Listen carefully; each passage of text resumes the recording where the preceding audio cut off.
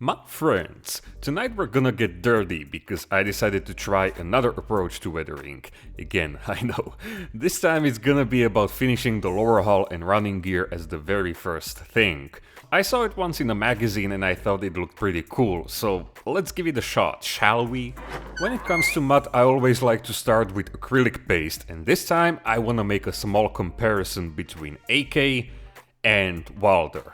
Now, AK terrain paste is mainly designed for dioramas, which means it's gonna behave differently than a designated weathering paste. But what does it mean? It's very opaque, that's the very first thing I noticed. And while all acrylic products dry very fast, this one dries even faster.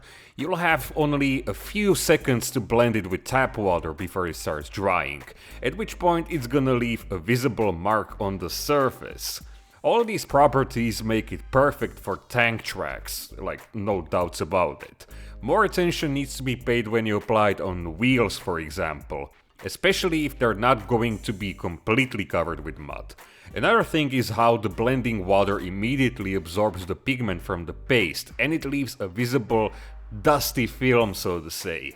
So if you want small places of mud on your model, it's better to work very carefully.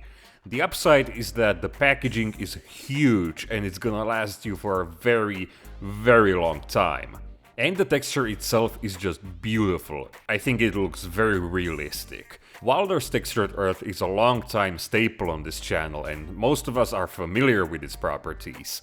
It's easier to blend and it doesn't leave any residue, and as such I used it in places where you simply need smooth transitions, such as on the glazes or the rear plate.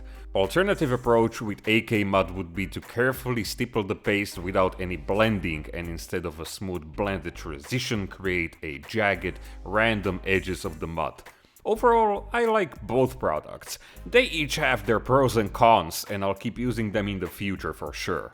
Next usual step in my process is pre-dusting with an airbrush. This time I made a grayish brown color mixed from Tamiya paints and diluted it with Tamiya lacquer thinner retarder type, which will make them dry slower and spray smoother. Pre-dusting has two main purposes: to smooth out the often messy appearance of acrylic mud and to create a nice foundation for weathering mediums of your choice, be it pigments, oil paints or enamels. In my opinion, it's also a very important step in terms of setting the tone of the whole weathering process. That's why mixing a specific dust tone is very important for me. It has to work with the model's base coat. As an example, a very light and desaturated color, let's say Deck Tan from Tamiya on a Panzer Grey tank might look like a worn down winter whitewash, because it have a desaturated, almost white looking dust color on a grey tank. There were a few small things which needed attention before I could proceed further. The tracks, for example, would look boring if I kept them like this, so I gave them a quick round of dry brushing with black-brown acrylic paint. Some of the paint would get caught on the textured mud, but that's okay, we'll cover it up. The inner side is made out of rubber blocks, and these surfaces always get cleaned up, at least to some extent, by road wheels. So if there's any portion of tracks that's not completely packed with mud, it's gonna be here. The most exposed parts always get polished on operational vehicles, so the cleats and guide horns need to be painted with a bright metallic color, in this case silver from AK. I did it later after the dry enamel tones were done, but it's better to do it at the early stages. And because I already mentioned road wheels, they also have rubber contact points which were painted with the same dark grey color. But now comes a plot twist. I didn't want the clean parts to look boring. In other words, I didn't want to skip other important steps such as chipping, for example. And there are other techniques which will be also visible. For example, a pin wash around the hub and bolts, and also rust effects. Long story short, I decided to take a break from mud and get the chipping out of the way on the entire model. I hope this video will make some kind of sense. So, as we might already know, the first important step consists of light superficial chips. I mixed a pale olive drab color from Russian Uniform, Buff and Deck Tan, because I don't have any pale olive drab paint in my stash. This layer will be done completely with a sponge, and this means unloading the paint on a piece of napkin until the sponge leaves just tiny specks of paint. This way of chipping your model is very fast and rather simple, but if you're working on a large model like this, it can still take you a couple of hours to get it done. Also, the results might look messy in some places, or in all places depending on who's judging, but it's perfectly fine because 1. The effect replicates all those minor scuffs in the paint, and there's always a lot of those on combat vehicles. And 2. A lot of it will get tidied up with brush chipping, not to mention how it's all gonna get toned down with dust and other techniques. And what's most important, it depends on the viewing distance. You can always take a step back and feel really good about your results. Sometimes I look at my models from the other side of the room to make myself feel better. The second layer needs to be more precise. Here I mixed 5 drops of dark rust from Vallejo Panzer Aces range with 3 drops of paint drying retarder from VMS and 1 drop of tap water for my tap. This is gonna give it the right consistency for brush application. I usually like to go with a medium or dark gray color for steel chipping because it works really well with enamel rust washes, but here I had to use a different color. Chipping must create strong contrast with the tank's base colors, otherwise it will be hard to tell them from one another, and here we have large spots of black, which I lightened up with different shades of gray. Now you can probably see what I'm saying. Gray steel chips on a gray base coat. That wouldn't be very cash money. So instead I went with dark rust, which not only provides enough contrast, but it's also actually a beautiful chipping color. I already mentioned how this is not a small model. In fact, this tank is even bigger than a Yak Tiger in 1/35th scale. And if you remember my Yak Tiger chipping video, I think it took about 40 or 50 hours to get it all done. Yeah, it needed a lot of time. This model didn't take that long, but it wasn't a quick one evening job like the Panzer II either.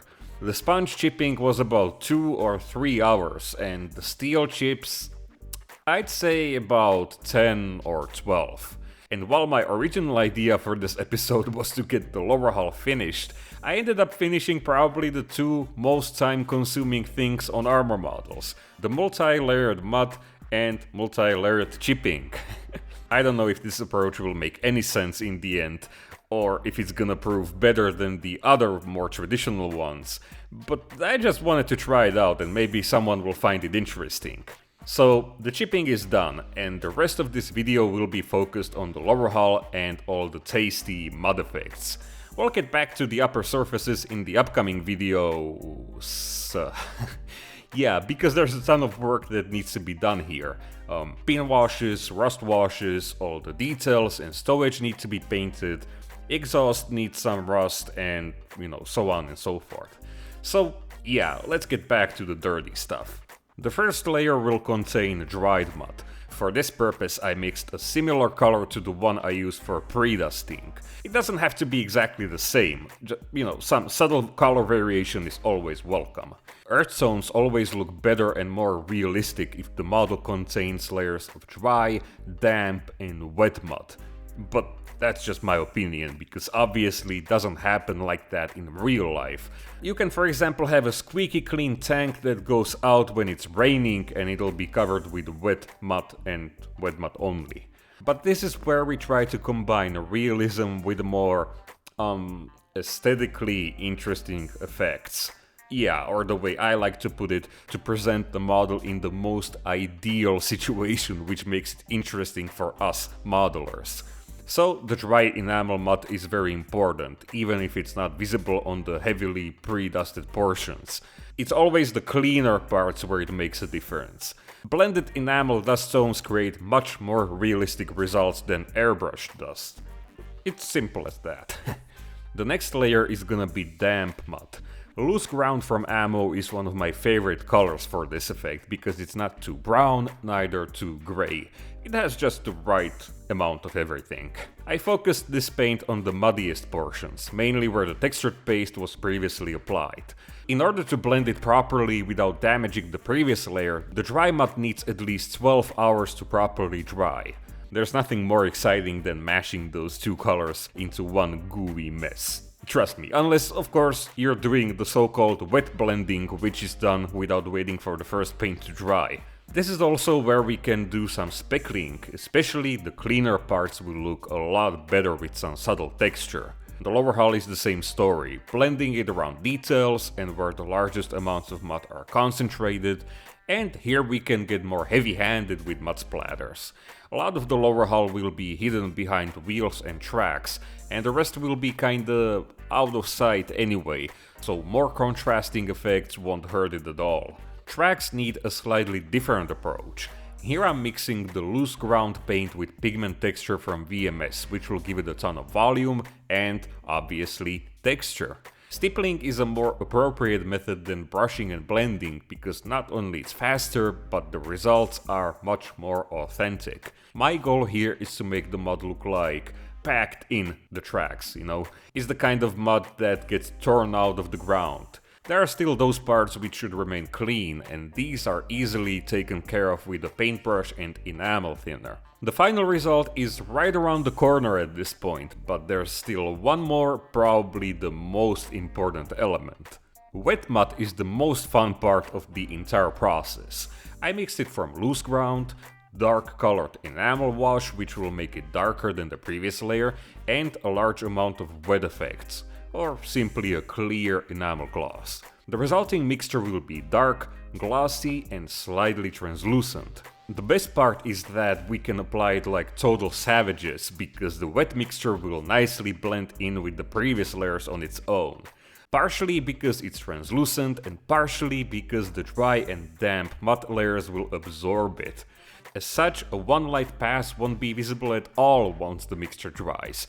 This gives us a lot of control over the final result. We can either, build it up slowly with multiple layers, or we can create subtle effects here and there, or we can apply it heavily and blend it in with the remaining surface using the speckling method.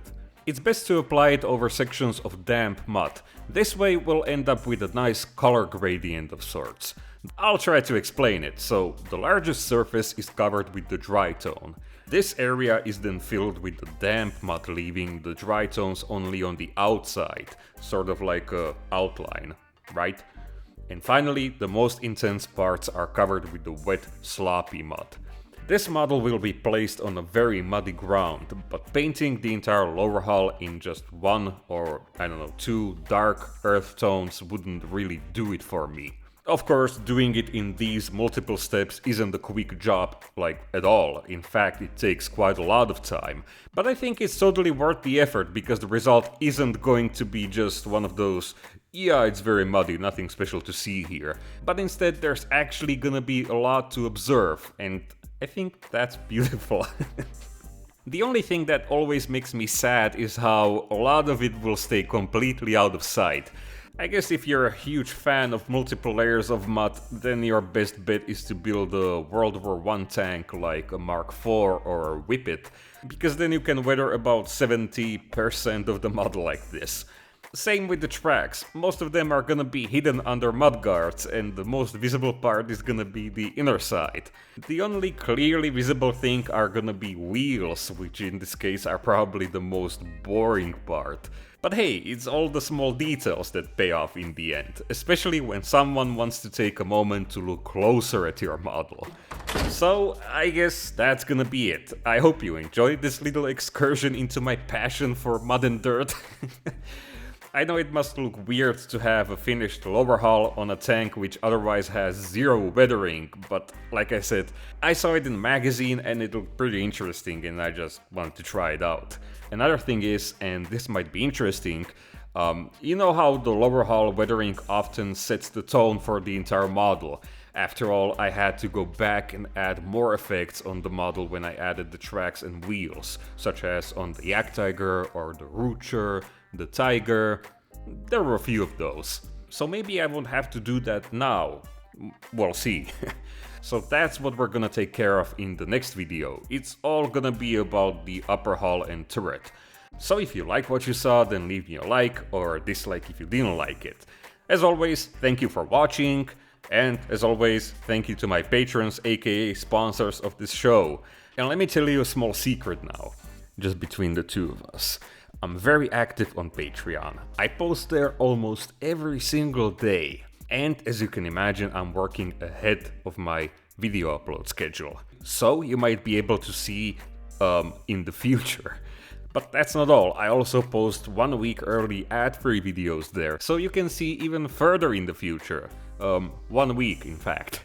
And there are also DMs so we can get in touch, and also these nice studio photos which you can download in full resolution and keep them, I don't know, as your own personal reference for your models or whatever you like. This video series is gonna be longer than the 2 previous ones, so I hope you'll be okay with that.